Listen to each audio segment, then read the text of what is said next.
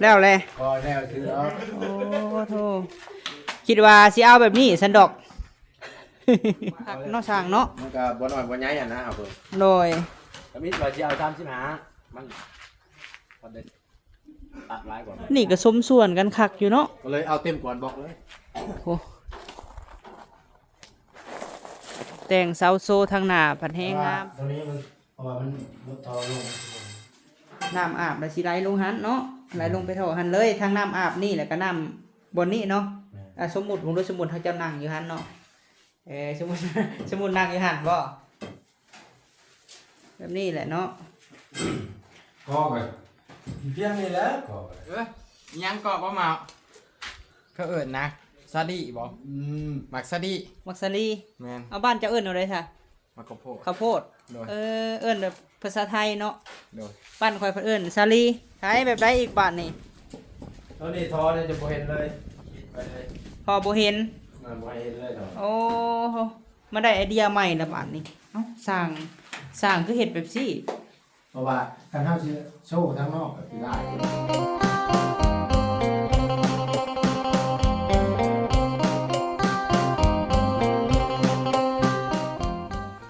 กราบสบายดีสวัสดีพ่อแม่พี่น้องป้าลุงที่หักแพงบ่าวพามีเบิดสุขุสุคนเด้อพี่น้องเอ้ยเนาะพบพ่อบ่าวพามีอีกแล้วพี่น้องเอ้ยหลังจากว่าน้องละตีเพิ่นได้ออกมาจากโรงพยาบาลเนาะพี่น้องเนาะก็มาอยู่เฮือนพี่น้องเอ้ยอาการเพิ่นก็ดีขึ้นอยู่เนาะก็กินข้าวแน่เล็กๆน้อยๆพี่น้องเอ้ยก็เบิ่งอาการไปมาอยู่เฮือนแล้วพี่น้องเอ้ย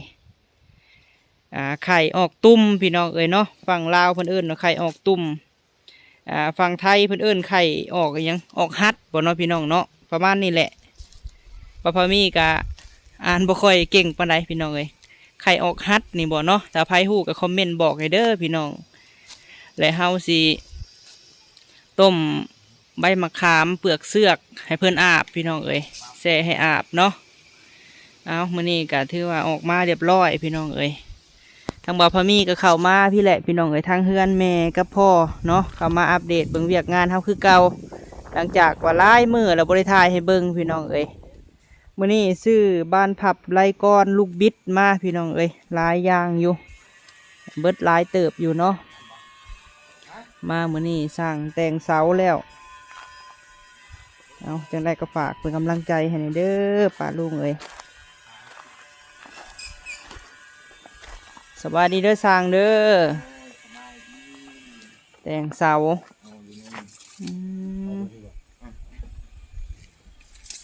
เสาโซทางหน้าเนาะวันทอง3 เสา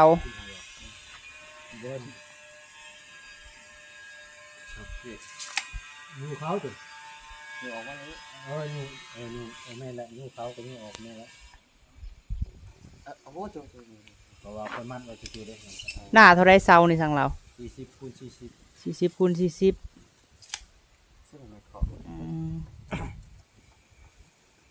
ใหญ่เติบเนาะสมส่วนกันพี่น้องเอ้ยทางลาวจื้ออยู่บ่คันใดเฮานี่จื้ออยู่เนาะ อย่าลืม ปั๊บปักซิ จะค้นมามื้อนี้3บ่อืม 300ไข่ ไข่อีกแล้วไข่ก็ไข่ช่วงนี้เนาะ ไปเที่ยวทะเล ไปเที่ยวทะเลบ่ไข่น้ำเกลือ ไม่น็อตยับเขาใน เอามาสว่านนี่มานี่เขาใน เสาอาจารย์สั่งรับมาเบิ่งเครื่องไอ้เราเอ้ยเพราะว่าเฮาสั่งเครื่องมากับไปซื้อแต่ว่านนี่พุ่นแหละพี่น้องเอ้ยเพราะว่ายังบ่ได้ถ่ายคลิปให้แม่บิ่งเพิ่นเบิ่งเนาะโอ้แต่งเสาได้สมส่วนกันคักเนาะบัดนี้หน้า40เลยโธ่ทั้งใหญ่ทั้งยาวเนาะ หน้าบักใหญ่พี่น้องเอ้ยสมกับเฮือนแล้วบัดนี้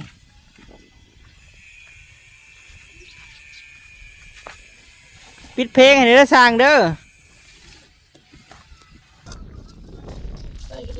ใช้ยกขึ้นมึงดูสั่งเรา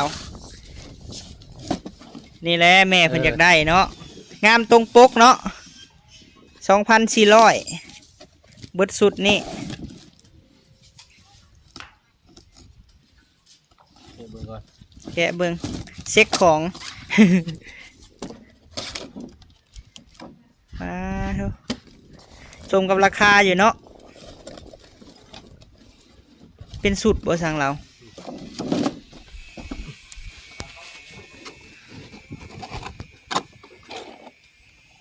โอ้มีอันนี้มีครบเบิดเนาะ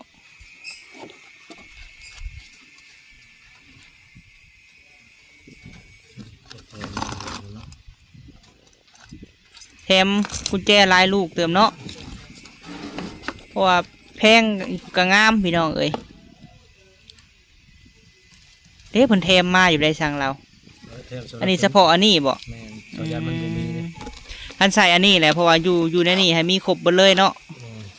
เพราะว่าส่วนหลายมันบ่ตัวนี้แล้วมันจะหายากกว่ามันเลยครับมันได้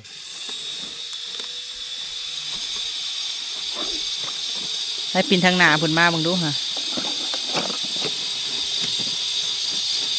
นี่สีนี่เลย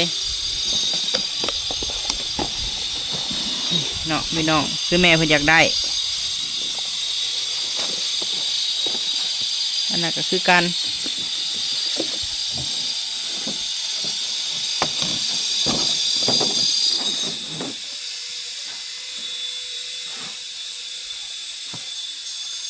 สุดประตูใหญ่เล็กบ่ คู่ก็มี อืม อันนี้มันเป็นข้างนอกเป็นข้างใน นอกในเนาะ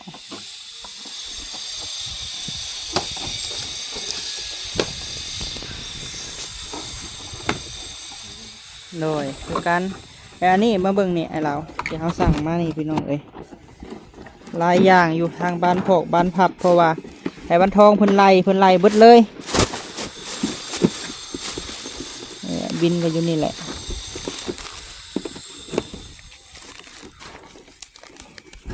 บินนี่5,576 บาทบินนี่2,630 บาทอันนั้น2,400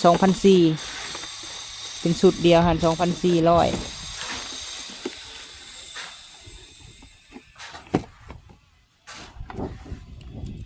สั่งเราบินไอเช็คเบิ่งของก่อน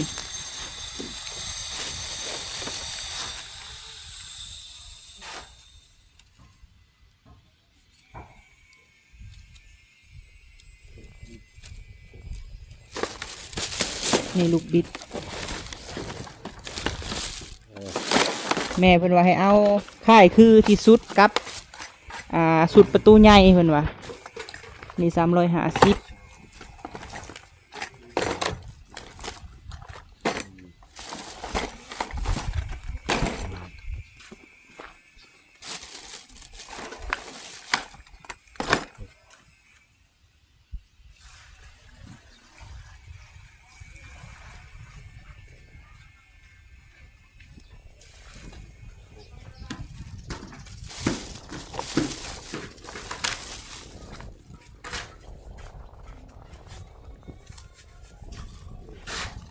เนาะ7สุด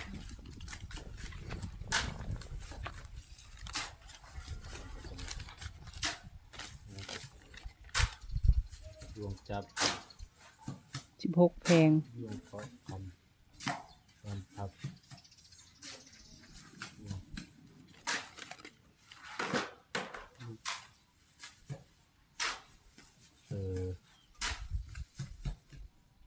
ลูกบิด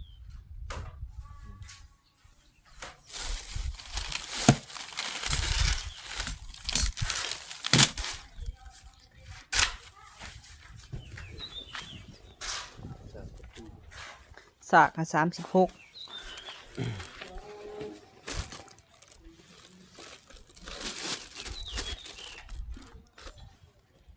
จับ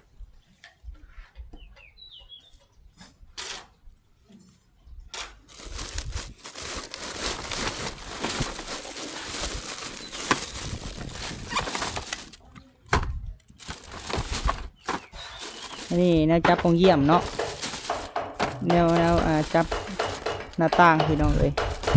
ของเยี่ยม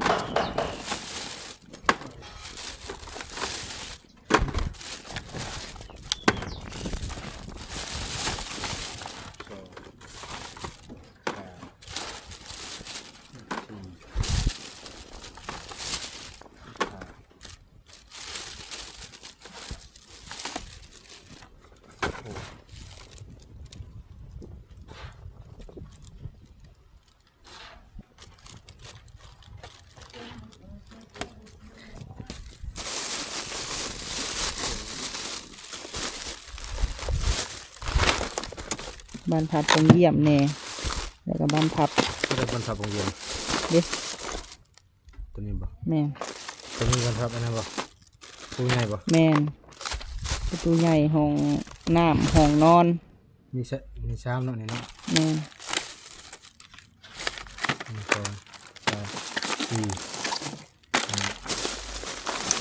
2 3 4 นอดดำ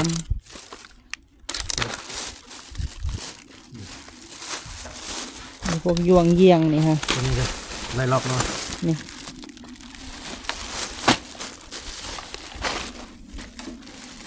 มีไล่ล็อกเบิดหมื่นกว่านิดๆเนาะสำนีกะ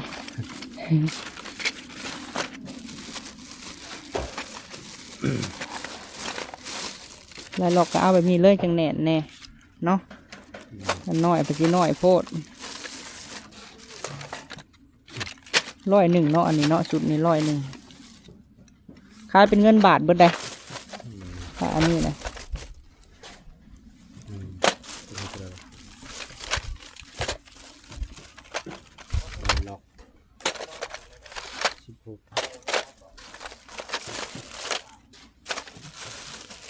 16 มี2 แล้วก็มีก้อนหน้าต่าง75 บาทอันนี้ค่ะ ตัวนี้เลย 75 อันเดียวกันเนาะ อันนี้ค่ะหน้าต่างอันนี้ค่ะ 7 8 36ตัวนี้เนาะ 36สาก36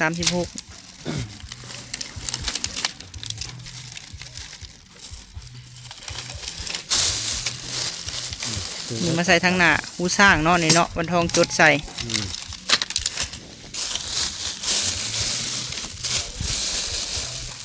นอดบอก เดินน็อตเลย ครบบอก อืม ครบเนาะ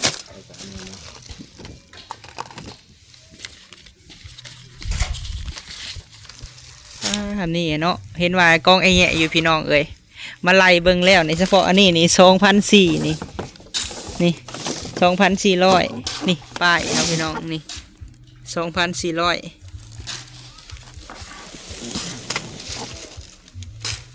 เพราะว่าเขาเอาตัวดีแหน่กับแบบซี่แหละเนาะสร้างเนาะคันว่าบานพับหรือว่าไรก้อนกับมีพี่น้องตัวธรรมดาแต่เขาก็เอาอันดีแน่หั่นนะ ลงทรงเลยได้หรือทรงตัวไหนเนาะ ใส่รถนะเขาไล่ถึกเลย มีแต่ว่าบัดใส่ก็สบายแบบนี้เขามีครบเลยเนาะสร้างเราโดย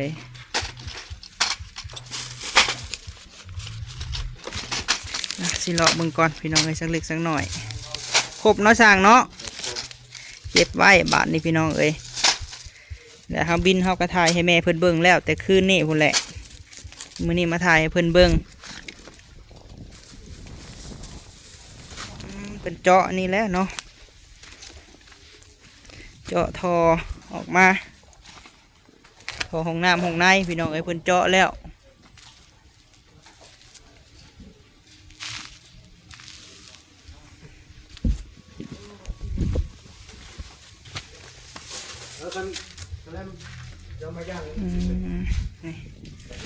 กำลังสิต่อเนาะ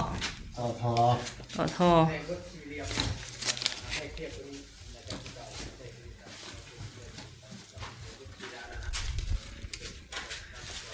วันทองเพิ่นไปเอาเครื่องบ่พี่น้องทอมาเช้านี่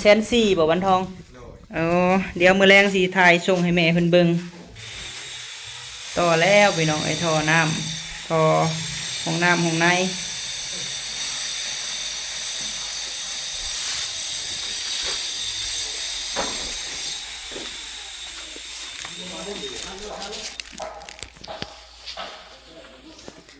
เสาโซ่พี่น้องเอ้ยนี่กับเพิ่นสิแต่งบันไดต่ออีกเนาะบันไดนี่สิเอามาพี่แน่พี่น้องเอ้ยมาลงทางนี่แต่งเสาโซ่เสร็จบันไดลงมาเข้าทางในนะ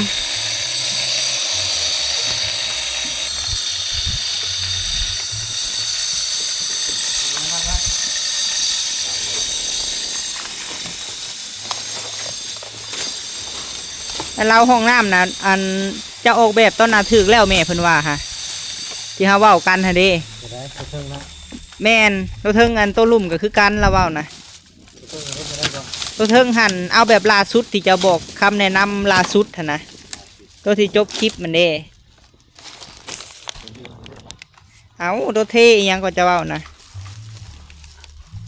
เฮ็ดแอนบนอาบมันเฉพาะแต่บนอาบคือเฮาเว้ากันฮะเด้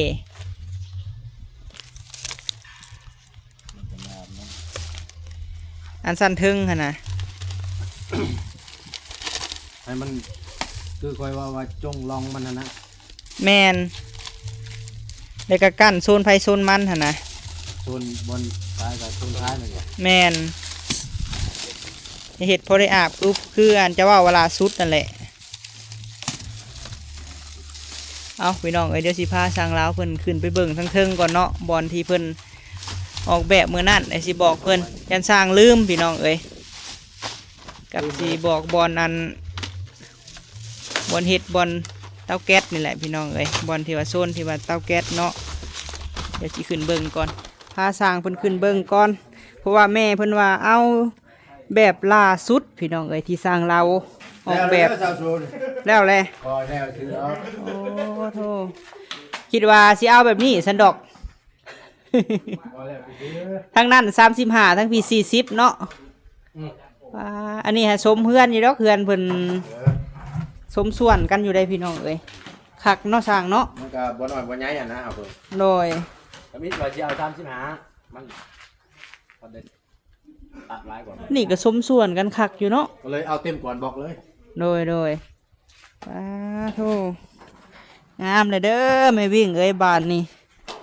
เพื่อนพ่อกับแม่นี่โอ้แต่งเสาโซ่ทางหน้าผัดแห้งงามพี่น้องเอ้ยขนาดว่าบ่ทันตบแต่งบ่ทันใส่ลวดลายอิหยังก็ยังงามสำนี่แล้ว การตบแต่งให้สีงามพี่น้องเอ้ยอันนี้ก็บ่ได้ย่องเนาะคือความจริงเพราะว่าเฮาเห็นพี่น้องเอ้ยเอาขึ้นเฮือนไปเบิ่งทางในก่อนเด้อพี่น้องเอ้ยถอดรองเท้าเนี่ยบ่ได้พี่น้องเอ้ยคันย่างขึ้นกลางเว้นนี่ห้อนเท้าห้อนตีน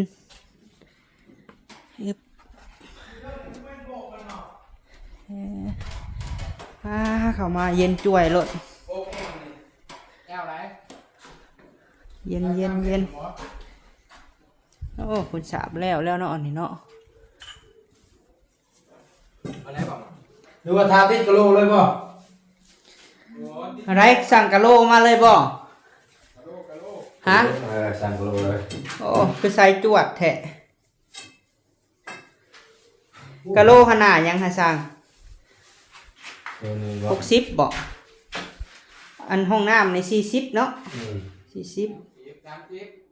30บ่ 3บ่สาวันทองของข่อยยัง40ได้ นา30นาเก้าแล้วแต่มากมาข้าว นี่ได้บ่ตัวคอยว่าล่าสุดน่ะคนดิ อัน เหี้ยอันใดเนาะเจ้าขีดเบิ่งดูค่ะ ตัวนี้เนาะ โดยแมนขีดไปบัดนี้ข้างนั้น แล้วพี่ แมนที่ทางออกบนเจ้านี่อ้ายนี่บนนี่แหละ เลยก็ตัวคอยว่าล่าสุดมานี้บ่ แมน ก่อนนี้ แมนแหละเฮ้ยจะว่าอะไร ก่อน หารครึ่งระหว่างอันนี้นี่หารครึ่งกลางเลยก็ได้ ก่อชื่อนี้บ่ แม่นบอก แมนก็ชื่อนั่นแหละอันนี้แบบแรกเด้อไม่วิ่งเด้อก็เลยวิ่งเบิ่งคลิปเนาะ เขาลืมแล้วมันนะอันนี้แบบที่แรกอันยับมาพี่บันนี้สั่งเราก่อมาหอนนี้เนาะมาหอนนี้ เว้นมาเนี่ยเนาะ ยืดยืดอยู่นี่เลย นี่เทขึ้นคือจะว่าหันเด้บนอาบน้ำก็ได้เลยเพื่อจะใส่ม่านหูดจากเลย ดูประเทศยาวๆหมดเลยยาวๆมา แม่นทันเลยเนาะก็ขึ้นเพิ่นสิใส่ม่านในนี้นี่บนนี่บนเจ้านี่เพิ่นอาบน้ำหั่นนะสมมุติผมดูสมมุติเขาเจ้านั่งอยู่หั่นเนาะสมมุติ สมมุตินั่งอยู่หั่นบ่วันนี้ฟ้ามันอยู่ซึ่งได้ฟ้าวันนี้เอาเคยนับไปหน่อยหนึ่งนี่จักว่าสิโอเคกลัวได้นับไปดูนิดหนึ่ง ยับยับไปพูดก่อน โอเคอยู่ในเฮาว่าสั่งลาวเนาะมันก็บ่มีพิธีพิธันสำหรับเฮาอันนี้ปลดทุกข์พิซื่อจะว่าบ่ ได้ เลย นี่นะซื้อแก้วนี่นะประมาณว่าพี่นี่นะ แก้วซื้อแก้วบ่แก้วหันเนาะเอาแบบซี่แหละแบบนี้แหละเนาะ ก็ไปเพียงนี่แหละก็ไปมันก็สู้ไม่ถึง พอเพียงนั้นแหละเนาะหัวเพดานให้อยู่ทึงน่ะเด้เนาะก็แบบบ่อยากให้เห็นแบบโซนที่เข้าห้องน้ำกับโซนที่อาบหั่น ยิดหัวนึงเลย เลยวันนี้หันอ้ายทางแม่เพิ่นว่าแว่นน่ะเพิ่นสิใส่ทางนี้ก็ได้เพราะว่าทางนี้มันคาบ่แก้วแล้ว แวน โดยคือเฮาเว้ากันนะ ได้ แม่นเพราะว่าบ่พอมีสิถ่ายให้แม่เพิ่นเบิ่งละเอียดพี่น้องเอ้ย ทำกันนี้ก็ได้ โดยทั้งได้บ่อ้าย ได้ มันสิงามอยู่บ่เวลาสมมุติว่าเข้าห้องน้ำน่ะอยากเบิ่งหน้าเจ้าของแล้วบ่อยากให้เห็นบ่แก้วแบบนี้นะแล้วเฮาว่าคันว่าทางนี้นี่ก็สิงามแบบหนึงเด้เนาะทางนี้นะฮะก็สิได้เห็นแบบบ่เห็นอันบ่แก้วหันเนาะทางนี้ล้างหน้าก็แม่นแหละอ้ายอาบออกมาแต่บ่อนอาบน้ำนี่ก็สิล้างหน้าเด้เนาะบอกมุมไว้นะจะฮู้บ่นตัดแว่นอยู่บ่เพราะว่าแม่เพิ่นส่งมาให้เฮาเบิ่งนะแว่นนั้นนานอยู่เมืองนอกเพิ่นอยู่พุ่นแต่ว่ายังให้เพิ่นตัดใส่ขอบไม้ได้อยู่บ่ อยู่วันนี้ก็ เส้นอันหนึงบ่ เส้นอันหนึ่งกับอยู่กระบอง โอ้ เงินกระบองกับเส้นอันหนึ่งยังอาหารยังดาวเฮืองนี่บ่ยังดาวหุ่งบ่ แถวเขาเฮ็ดอันประตูนี่ล่ะวะประตูอันเลื่อนประตูอีหยังนี่ล่ะวะ แม่น โอ้หักยังบ่ทันสั่งมาตีช่วงนี้ฮะ นะ ไอ้ช่วงนี้ให้สั่งยังมาก่อนฮะ ตรงนี้ก็กะโหลก่อนนะ กะโล กะโหลกับนะตั้งกะโหลมาก่อนก็ได้สีกัน มีแต่ว่าทุกเจ้าเขียนให้ข่อยว่ากะโลห้องน้ำนี่เนาะโตติดฟ้ากะโลฟ้าสิถึกแจ็คเก็ตเลยหน้าเท่าใดหั่นนะแล้วก็กะโลพื้นหน้าเท่าใดเลยสิถึกแจ็คเก็ตหั่นนะแล้วเฮาก็สิเลือไว้อยู่ดอกดำแก๊สจังซี่นะเผื่อมันบ่พอเนาะอันนี้ก็คือสิซ้ำของเฮาหั่นแหละทางเทิงนี่เนาะจะเห็นระบบห้องน้ำเฮาแม่เพิ่นสิกว้างกว่าพี่น้องเอ้ย พวกกันว่าบ่อันน่ะกันที่เจ้าปล่อยโลงเลยเนาะ แม่ แม่ปล่อยโลงเหรอของจ้ะ แม่ อันนี้ บ่ตะกี้เฮาก็เฮาบ่ฮู้ตะกี้ก็ได้แม่เพิ่นน่ะย่ามันจื้นแบบยันมันกระเด็นหั่นน่ะโดย แต่ว่าตรงนี้มันเพราะว่ามันต่อลงมันสิบ่นะครับ น้ำอาบแล้วสิไหลลงหันเนาะไหลลงไปท่อหันเลยทางน้ำอาบนี่แล้วก็น้ำบนนี้เนาะ แม่ เออ แต่ว่าทางนี้เขาก็จะสู้เยอะนะ โดย กันว่าการ แม่นหั่นเลยต้องเฮ็ดอันทางบนโซนนี้นี่สูงกว่าน้อยนึงเนาะ เพราะอันนี้ก็ต่อแล้วพุ่นเลยเด้ โดย ตัวลงแบบนี้ได้เรียบร้อยเลย เอ็มร้อยนี่ เข้าใจเด้ เล อย ป้าสาลงไปเบิ่งทั้งลุ่มบัดนี้แต่ทั้งลุ่มนี่โอเคอยู่เนาะเพราะว่าเฮาเฮ็ดบริพิษตัวนั้นเนาะ ไม่เพราะว่ามันอยู่คนละโซนมาเลย โดย ของกันนี่แล้วก็ประตูนี่ย่างเขาเป็นคนอาบเลย โดย อันนี้มันตัวนี้ก็ยังดีเท่เลยนะ เทเต็มเลยนี่เนาะ เป็นบันไดหนึงตัวนี้ก็ยังสิตัวนี้ชิก่อขึ้นให้มันเปรี้ยงแล้วผู้แปลนนี้ โดย ผู้แปลนใช้ให้มันเป็นปองนะ โดย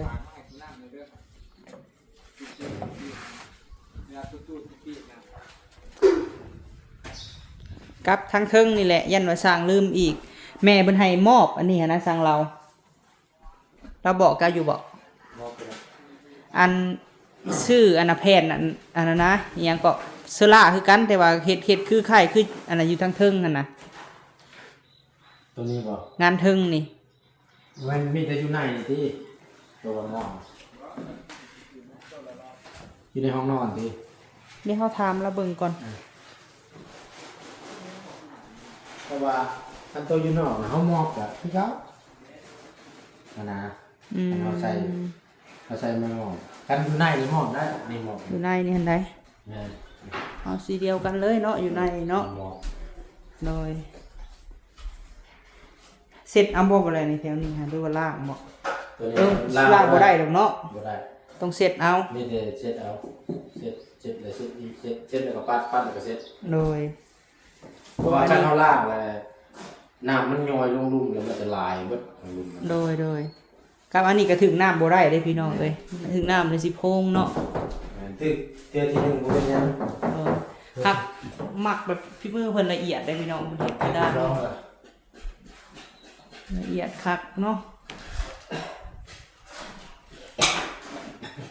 ไปลงไปข้างล่างพี่น้องเอ้ย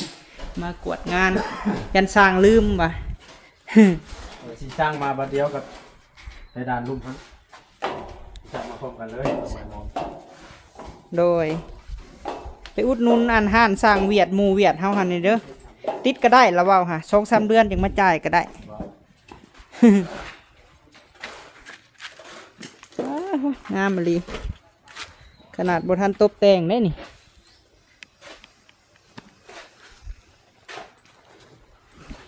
ยังงามสำนี้ แอมเลยเฮ้ย สวยงาม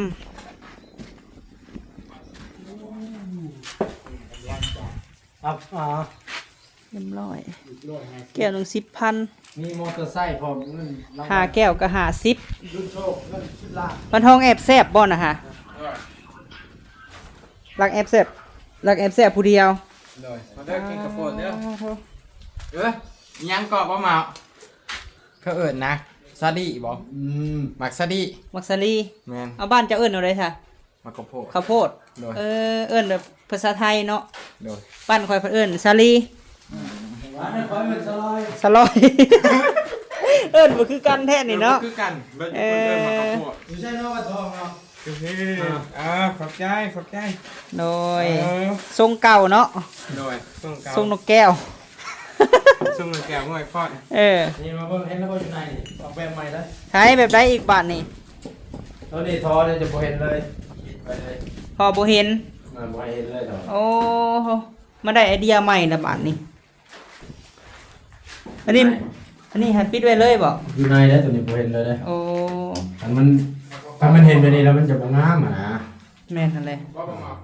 บ่เรียกบ่เรียก โยทีแรกเห็นตกใจเลยเอ้าคือสิแม่ท่อนี่อยู่ไหนวะ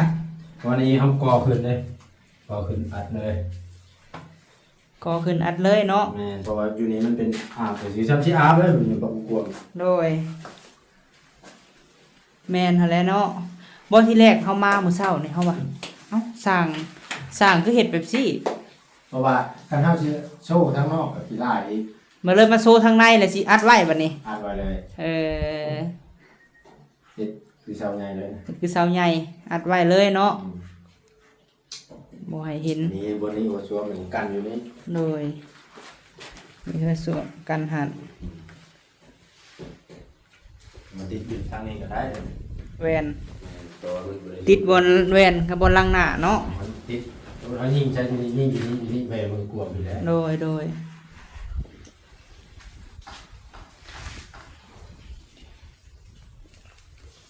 กว้างแล้วบาดนี้เนาะลุมนี่เรียบร้อยแล้วเนาะเดินท่อเดินหยังนี่แล้วเลยพี่น้องเอ้ยยังแต่บ่ทันตั้งสักโคกอันนี้ท่อหยังนี่ไอ้เรา ระบายน้ ระบายน้ ำ ำ น้ำ โอ้ เสียมันจะแน่กว่าแบบอาบน้ำสำโอนึงนะบ่เห็นรถน้ำมันลงอ่ะว้า คราวเดียวเนาะ และแม่เพิ่นเอาว่าท่อใหญ่ๆเลยพี่น้องเอ้ยถอกใส่4-5โอก็ยังบ่ลงเลยเพราะอันนั้นได้เนาะสั่งเราอันนี้หั่นลงสบายเพิ่นว่า มี พี่ หน่ น้ อ อย ง เสียวจำนี้นิดหน่อยพูดสหา โดย เอาสำนันเลยมันลงสบาย สามารถทางเคาน์เตอร์เฮาพี่น้องเอ้ยบาดนี้เนาะแต่ว่าให้อีแม่เพิ่นเบิ่งมื้อแรงกับเพิ่นนอนเบิ่งแหละพี่น้องเอ้ยอันนี้สิให้สร้างเราสาธิตอีกก่อนพี่น้องเอ้ยว่าสมมุติเนาะระหว่างเฮามาออกมาแต่นอกนี้เนาะเฮาสิเข้าในเฮือนครัวพี่น้องเอ้ยปึ๊บเฮาสิพ่อหยังก่อนบัดนี้ทางเรา บนน้ำถ้วยเลย โดย ตัวนี้จะอยู่ในนี้ เคาน์เตอร์อยู่หัน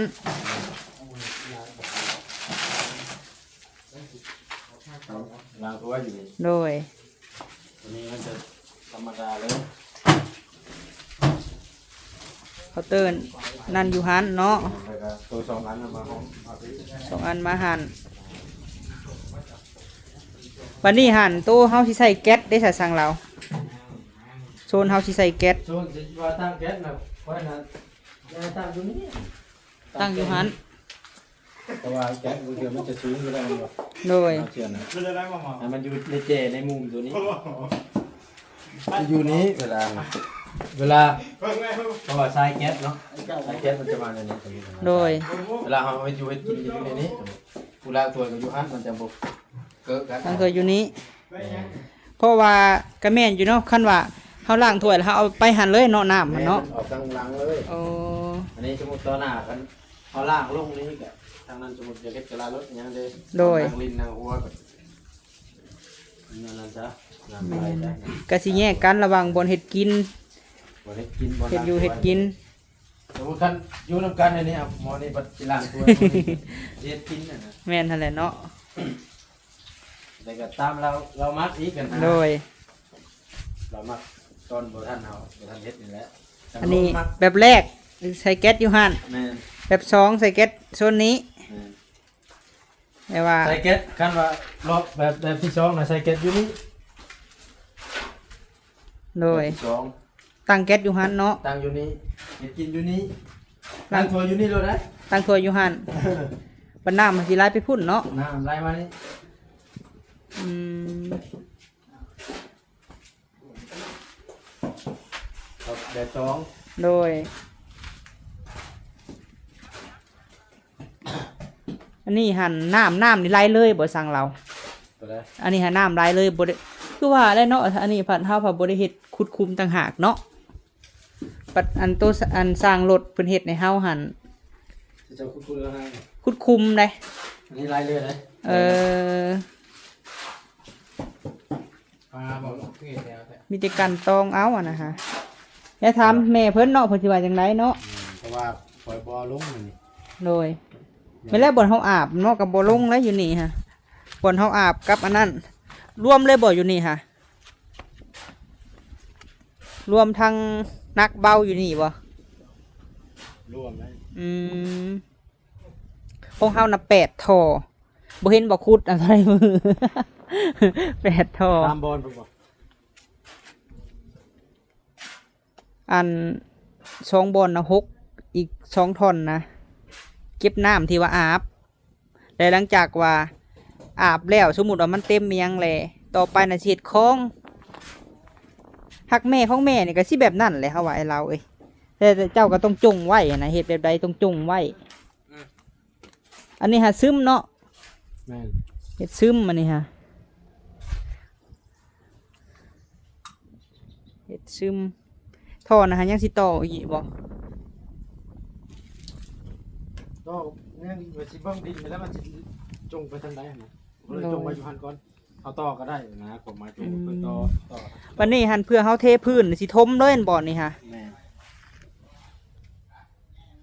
โดย ดินตัวนั้นจะได้สะมานี่เด้ดินตัวกอง โดยเพราะว่าอันนี้หันอันเพื่ออนาคตเนาะคันว่าเป็นบ้านจัดสรรและไผก็มาอยู่เบิดเทือนซ่านแหละระวังน้ำนี่ก็สำคัญได้เฮาว่าเนาะ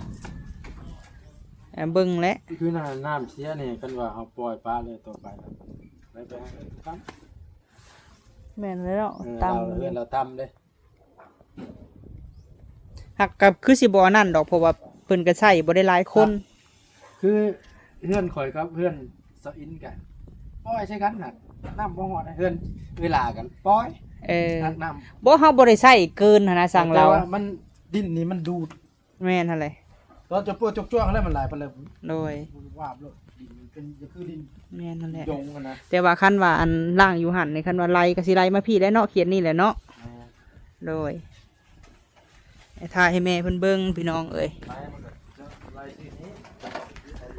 โดยอยู่หั่นเนาะ เราก็ต่อเท่าไปพุ่นก็ได้ แม่นนั่นแหละ ต่อเท่าซาวไปพุ่น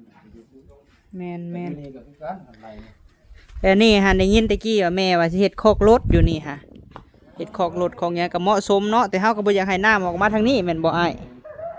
นี่ทางข้างเบิ่งนี่แหละ อันว่าแบบช่องมันจะออกอยู่นี่ เออ มันออกอยู่นี่แต่ว่างกไปพุ่นต่อ โดย แต่คันเขาต่อท่อยาวไล่กับยันมันมีแนวอุดตันเลยดิ แม่นหั่นแหละเนาะ ท่อสัญญาณยังน้อย แปลงยากอีกกันบ่โดยวันนี้หันสมมุติอันแท่งน้ำที่แม่เพิ่นว่าอยากปลูกเนี่ยเพิ่นสิเฮ็ดซึ่งใดหาอ้าย เฮ็ดนะเพราะว่าเว้าตอนนั้นแหละเป็นว่ามอบนะฮะให้ค่อยนี่นะจัดทาง บนใดจบงาม บ่ได้มันเหมาะสม บ่ได้เหมาะ คันเหมาะสมเนี่ยเพราะว่าน้ำเนี่ยมันมาแต่พุ่นเนาะ โดย น้ำมาแต่พุ่นแล้วก็สิยืนเฮียงค้างอันนี้ ยืนเคียงข้างกัน แม่นนี่ระหว่างนี้นะ อืม บ่ให้เอาวิทย์จากเพื่อนนั้นให้มันสื่อกับนี่ เพราะว่าป้าเอาไว้ก็ว่างซื่อๆเนาะบนนี้ฮะ บนนี้นะมันหอมน้อยๆนี่พอดีด้วย โดย หอมใน2เม็ด ก็ปินหน้ามาพี่เนาะคันว่าห้องน้ำ ไปพุ่น โดย เพื่อออกมาแต่หันเขานี้ออก แม่นั่นแหละ เลย เพราะว่าต่อก็ยังสิต่อมาทางพี่อยู่น้ำฮะ แม่น้ำอ่ะจะเป็นเฮ็ดที่ใส่สวิตเตอร์อยู่นี้ โดย เวลานั่นก็ปิดตัวนี้แล้วก็ขึ้นหัน โดย อัดตัวหันแล้วก็ปล่อยมานี้ อืมแบบซี่แหละถ้าแม่เพิ่นอยู่เพิ่นก็ว่าเอาแท่งน้ำนี่คือแต่ก่อนเพิ่นก็ถามสั่งเราเนาะเอาแบบได้ที่จบงามเพิ่นว่าพอได้ที่เหมาะสมแต่ว่าเฮาก็เหมาะสมอยู่เนาะไอ้เนาะ แม่แต่ว่ากันเฮาตั้งอยู่พี่มันก็กินพื้นที่ซื่อตัว พื้ นี้ นที่ เราเฮ็ดหยังก็บ่ได้นี่กันเฮาตั้งอยู่นี่ปุ๊บตัวหน้าเฮาสิเฮ็ดสมมุติยังอยากมุ่งอีกสมมุติน่ะนะตัวหน้าตัวหน้ายังอยากมุ่งอีกก็พอดีเลยมันตัวนี้มันซื้อนี่เลยเด้ โดย ตัวนี้มันก็ยังได้กว้างยัง6เมตร เอาเนาะตามนี่เนาะสั่งเนาะขอบใจโดย และพี่น้องเอ้ยเพราะว่าเฮาก็สิเว้าแบบละเอียดแน่เพราะว่าแม่เพิ่นอยู่ไกลแหละบางทีเฮาเบิ่งมุมกล้องเนาะพี่น้องมันก็คือสิอันนั้นนะเอาถือว่ามื้อนี้ก็ซื้อบ้านพอกบ้านพับมาให้สร้างพี่น้องเอ้ยลูกบอกลูกบิดนั่นแหละเนาะมาให้ทางสร้างเราทีมงานสร้างเมาสร้างวันทองแล้วก็ถ่ายคลิปให้แม่เพิ่นเบิ่งจังได๋ก็ขอบบุญขอบคุณหลายๆเด้อแม่เอ้ยที่ว่าไว้วางใจให้ลูกชายเป็นสะพานบุญให้เนาะเบิ่งแย่งเวียกงานนี่แหละพร้อมมาอัปเดตเสาโซ่พี่น้องเอ้ยหน้า40ไปเลยสร้างเพิ่นว่า โดยจังได๋ก็ขอบบุญขอบคุณแม่พ่อกับแม่หลายๆเด้อขอให้อยู่ดีมีแรงสุขภาพร่างกายแข็งแรงเนาะพ่อแม่เฮ็ดธุรกิจการงานอันใดก็ขอให้เจ้าร่ำเจ้ารวยกว่าเก่าลูกมาอัปเดตให้ก็ขอให้มีผู้ใหญ่ใจดีใจบุญเบิ่งคลิปให้หลายๆทานพี่น้องเอ้ยเฮือนหลังนี้หั่นบ่แม่นเฮือนเบาพามีเด้อเนาะจังหน่อยว่าหลายทานที่เบิ่งคลิปว่าเฮ็ดเฮือนหลายหลังพี่น้องเอ้ยเฮือนพ่อฮักกับแม่ฮักอยู่ทางต่างประเทศพุ่นแหละเนาะเพิ่นไว้วางใจให้เฮาเบิ่งแย่งให้กับสาวบุญบ้านนาพี่น้องเอ้ยเอื้อยเพิ่นคาเวียกก็บ่ได้มาเพราะพามีก็เบิ่งให้เพราะว่าเฮาสิอยู่ใกล้กว่าเพิ่นแน่โดย ไปสำหรับคลิปนี้พี่น้องเอ้ยสิได้ขอจบคลิปแล้วเนาะพบพ่อกันคลิปหน้าเด้อสบายดีพี่น้อง